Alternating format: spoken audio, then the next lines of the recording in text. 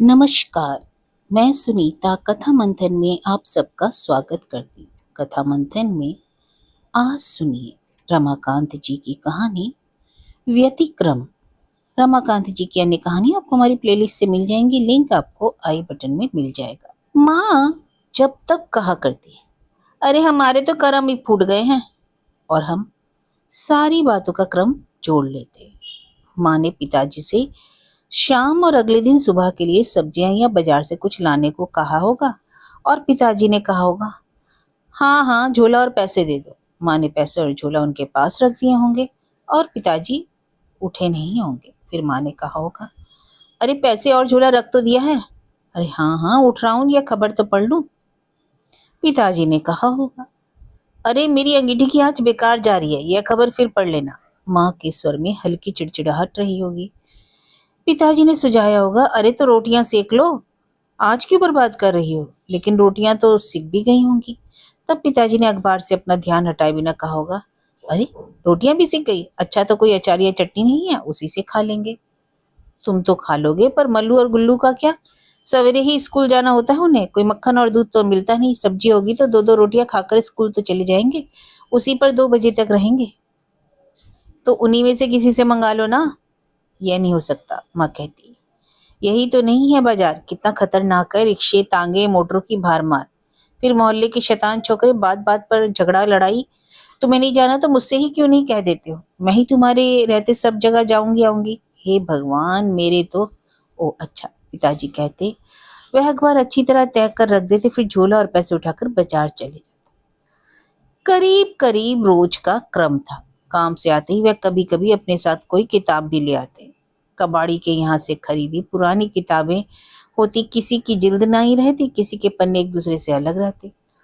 घर के कमरे के जिस कोने में उनकी चारपाई रहती, उसी पर करवट लेटकर काफी देर तक वह उन किताबों के पन्ने सहेजते संभालते रहते, फिर उन्हें पढ़ने लग जाते। उसी समय बार बार माँ उनसे बाजार जाने की जिद करने लगती। एक बार यह क्रम बदल गया। उस साल सर्दियां बहुत जल्द शुरू हो गई थी, और सालों पुरानी रजाइयों को उधेड़कर उनकी खोलियां धुला लेने और रुई को दोबारा धुनवा लेने के लिए काफी मौका मिल जाता था, पर उस बार नहीं मिला। हमें पुरानी रजाइयां ही ओढ़नी पड़ी। उनकी रुई ढीली पड़कर इधर उधर खिसक गई थी, पर अब उन्हें ठीक कराने का मौका न था। मेरा कोट छोटा हो गया था, मेरे स्वेटर की भी ऊन उधड़ रही थी। एक पुरानी कमीज पहनकर मैं स्वेटर पहन लेता, फिर ऊपर से एक कमीज और। उस दिन सर्दी जरा ज्यादा थी।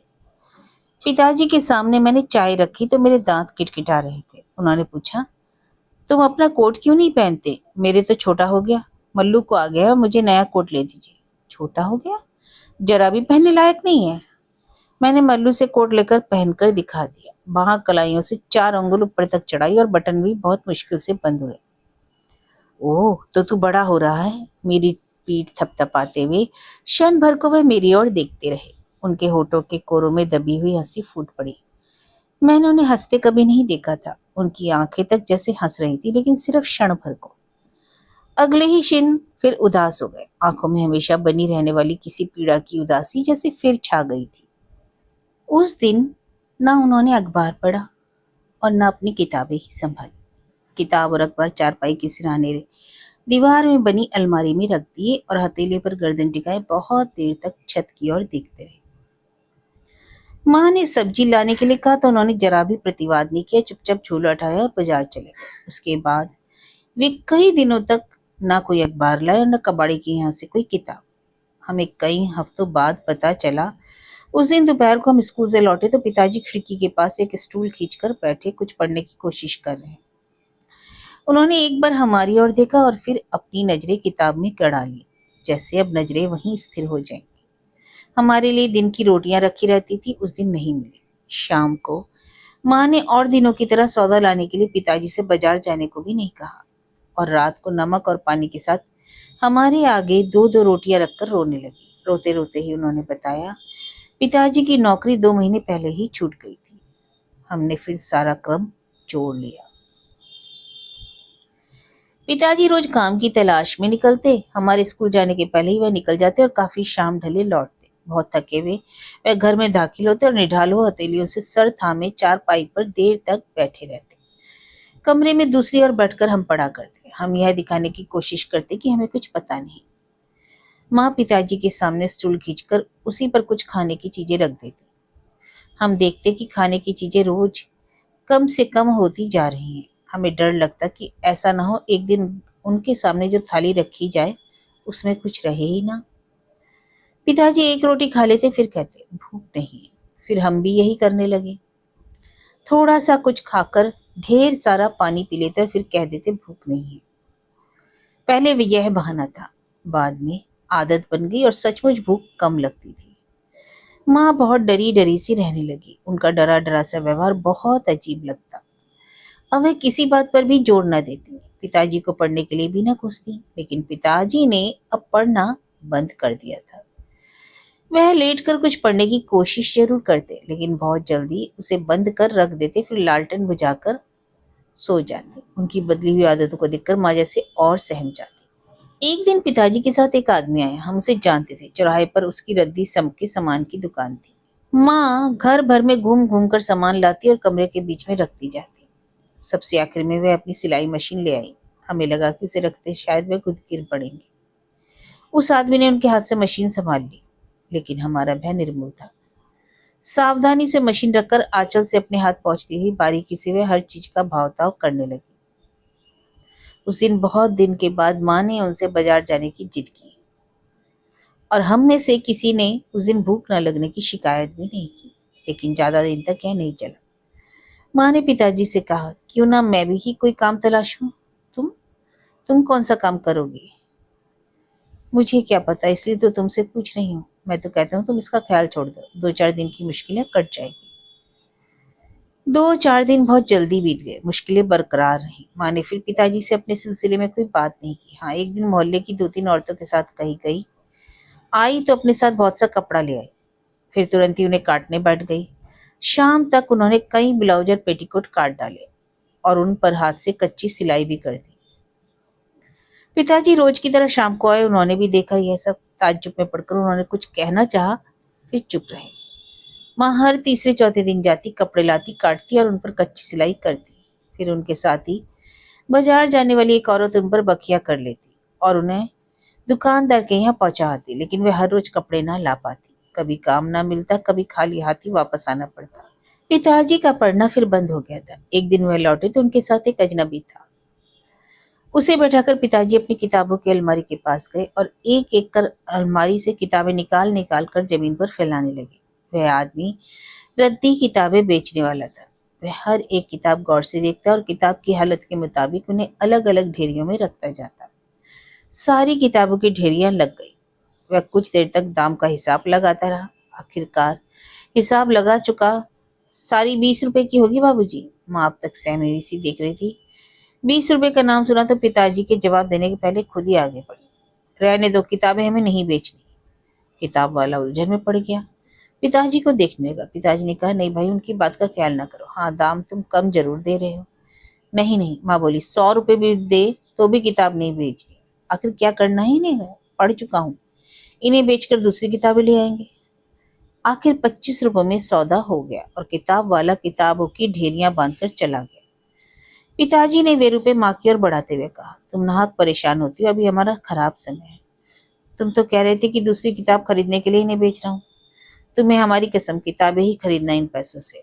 उस दिन माँ अपने आप को फिर रोक नहीं पाई। बहुत देर तक रोती रही।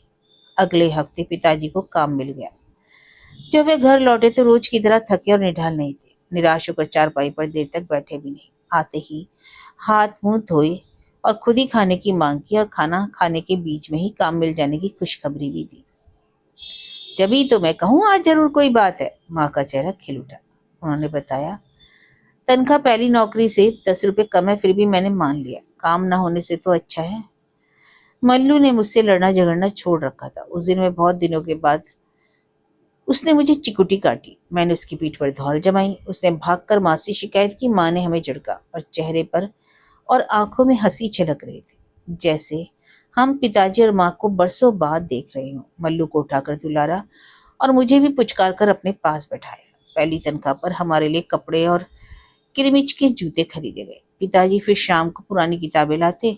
माँ सब्जी लाने के लिए उन्हें उठाने में असमर्थ होकर अपने कर्म को कोसने लगती। एक दिन वह फिर कोई किताब या अखबार नहीं लाए।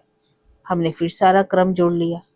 उस दिन मैंने मल्लू की गेंद अपने थैले में रख ली थी, इसके लिए वह मुझसे दिन भर लड़ता रहा, पर अब वह अपनी गेंद भूल गया। पिताजी चारपाई पर सिर थामकर बैठ गए। माँ ने किसी तरह चाय बनाई और पिताजी के आगे तिपाई पर रख दी। उन्होंने बहुत देर तक उसकी ओर देखा भी नहीं। माँ भीतर तक कांप गई। बड़ी मुश्किल से अपने को संभाल कर कहा, चाय पी लो, ठंडी हो रही है। हाँ पी लेता हूँ। आज क्या हो गया जो इस तरह बैठे हो? उन्होंने जैसे जानते हुए भी पूछा। क्या काम से जवाब मिल गया? नहीं, जवाब तो नहीं मिला। तो फिर क्यों इस तरह क्यों बैठे हो? तबीयत खराब है? नहीं। फिर सोचता हूँ यह काम कर पाऊंगा या नहीं। क्यों? पिताजी कुछ देर तक नहीं बोले। बोलते क्यों नहीं? जब जवाब नहीं मिला तो ऐसा क्यों सोच रहे हो? माँ अब कुछ आश्वस्त हो गई। वह काम छूटने से भी भयानक बात है, पिताजी ने कहा। अंगीठी पर पंखा जलते जलते माँ का हाथ अचानक रुक गया। पिताजी जैसे अपने आप से कहते हैं, हाँ काम छूटने से भयानक सन? क्या पहले तुम्हें मालूम नहीं था? मालूम था, पर हड़ताल की वजह से जिनकी छुट्टी पर हमें रखा गया था वे आज जुलूस बनाकर आए थे, 25-30 लोग। साथ में उनकी औरतें और बच्चे भी थे। फिर पुलिस आई और लॉरियों में भरकर उन्हें ले गई। क्या और लोगों ने भी यही फैसला किया? औरों की बात नहीं जानता, लेकिन अब क्या वहां जाना ठीक होगा? माँ कुछ नहीं बोली। पिताजी फिर कुछ देर तक चुप रहे। फिर उन्होंने कहा, तुमने बताया नहीं, क्या वहां जाना अब ठीक होगा? मुझसे क्यों कहलवाना चाहते हो? नहीं जाओगे तो क्या मैं जिद करूंगी? माँ ने कहा। अंगीठी बिल्कुल ठंडी पड़ चुकी थी। उनके हाथों में जैसे अब पंखा झलने की ताकत नहीं रही और हमें लगा कि अब इसमें कभी फिर आंच नहीं उठ सकेगी। पिताजी निढाल होकर चारपाई पर लेट गए। उनकी निगाह हमारे ऊपर पड़ी। तुम लोग यहाँ क्यों खड़े हो? जाओ बाहर जाकर खेलो। और हमने जैसे सुना नहीं। सहसा पिताजी चीख पड़े, जाओ खेलते क्यों नहीं? कम से कम इस वक्त मेरे सामने से चले जाओ। हम सहमकर एक कोने में दुबक गए। पर वह इस तरह चीख क्यों रहे थे? हम इसका कोई क्रम जोड़ नहीं पाए।